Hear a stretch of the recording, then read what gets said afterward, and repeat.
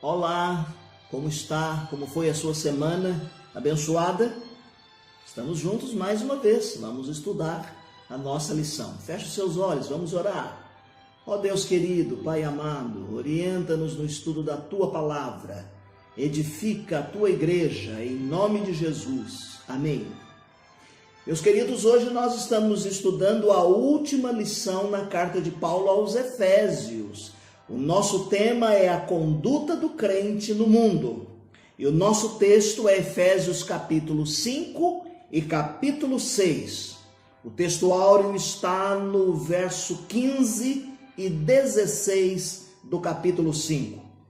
É importante que nós saiamos desta aula, deste encontro, compreendendo que nós mostramos a nossa fé pela nossa maneira de viver, tá bom? Então nós vamos refletir a respeito da conduta do crente neste mundo. Apesar de tanto relativismo, apesar de tanto modernismo, de tantas ideias, nós vamos trabalhar dentro da Bíblia a palavra de Deus.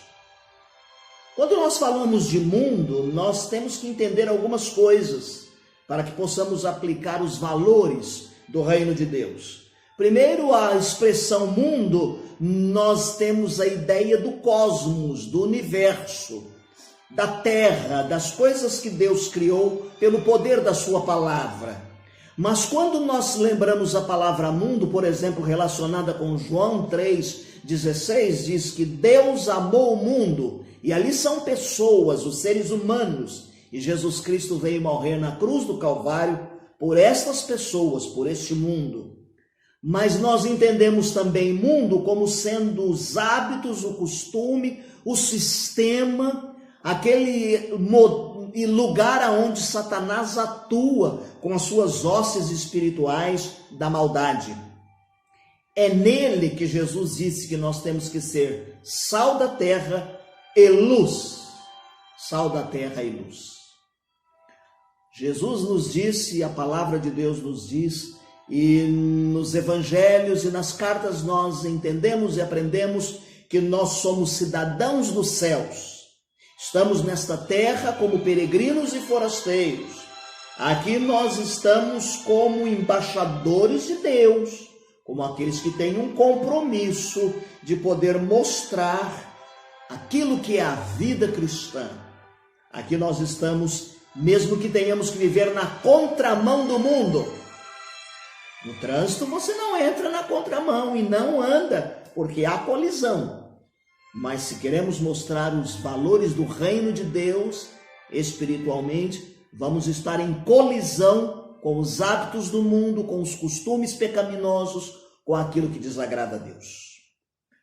O autor da nossa lição coloca diante de nós aqui alguns pontos falando desta conduta. A primeira é que a conduta do crente no mundo tem como inspiração o caráter e a natureza de Deus. Olha Efésios capítulo 5, verso de número 1. Portanto, sede imitadores de Deus, como filhos amados. E aqui o imitar vem dar-nos uma ideia de que a nossa vida tem que ser esse ideal, copiando Deus. Vivendo como imitadores de Deus, nós vivemos a vida que Deus nos propôs.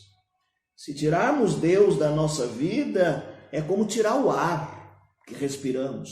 Se tirar o sangue das nossas artérias, nós perecemos.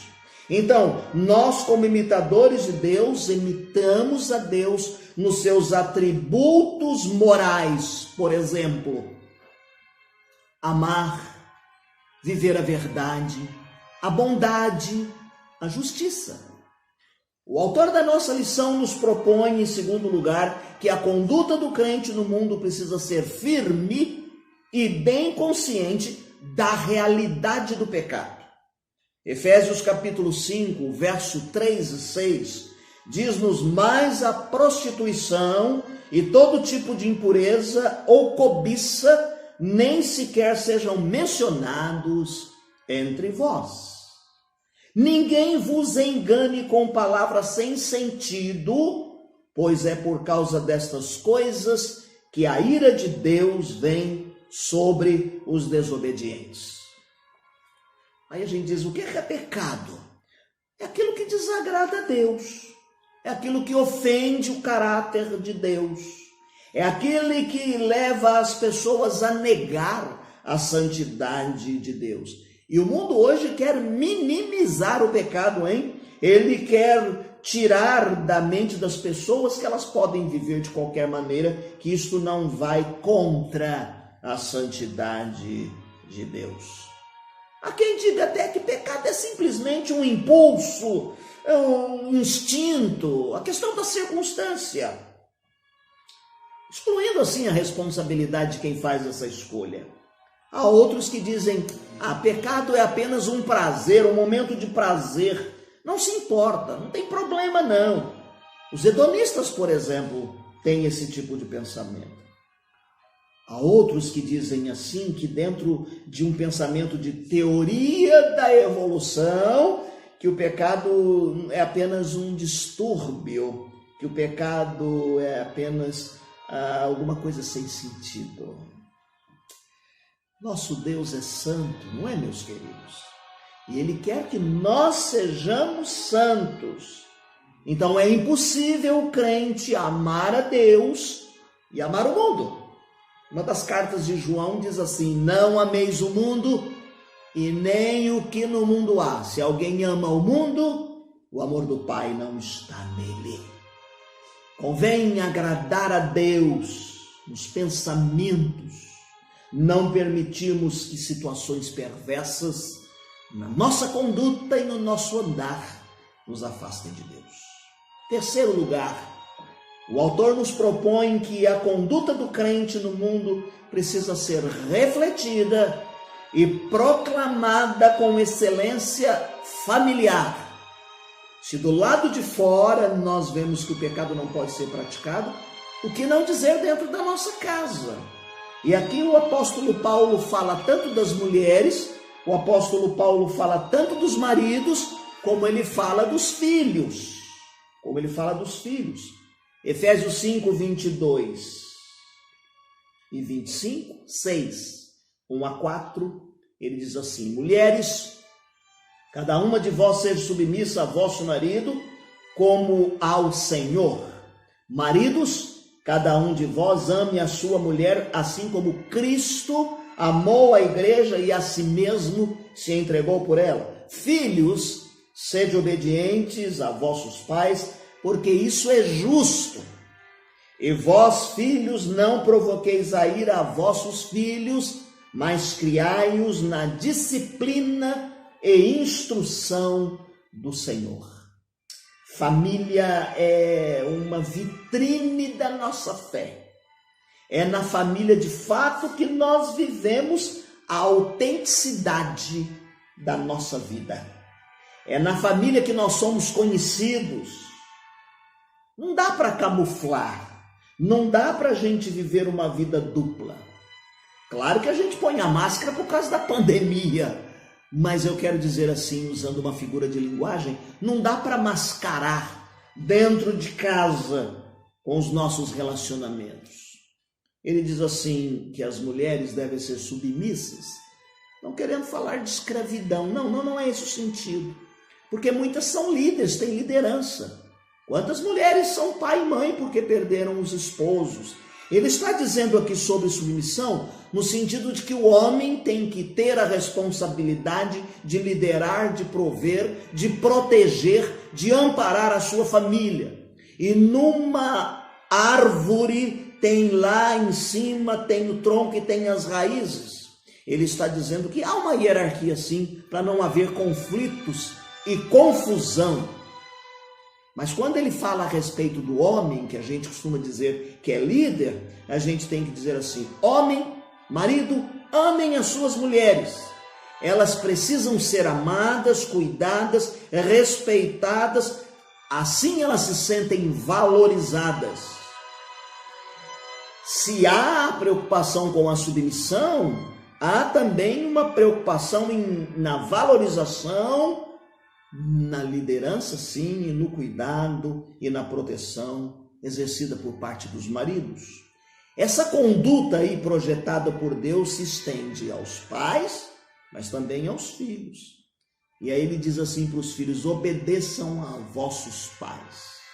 Ele diz assim a vossos pais: não provoquem a ira a vossos filhos ou em vossos filhos, porque muitas vezes nós irritamos os filhos, às vezes nós provocamos a ira nos nossos filhos, e isso quebra o equilíbrio da obediência e do respeito. Em quarto lugar, o autor da nossa lição diz que essa conduta do crente, esse viver do crente no mundo, se torna possível e inconfundível com o Espírito Santo, o enchimento do Espírito Santo. Capítulo 5, verso 18, parte B. Mas enchei-vos do Espírito. A vida cristã não pode ser uma vida de sequidão, árida. A vida espiritual precisa ser uma vida permeada, regada com a ação do Espírito Santo de Deus. Senão nós seremos incapazes de vivê-la. Temos o Espírito Santo. Então precisamos dizer que temos, mas também é preciso que vençamos o desafio de que o Espírito Santo nos tenha, nos domine, nos conduza, nos dirija.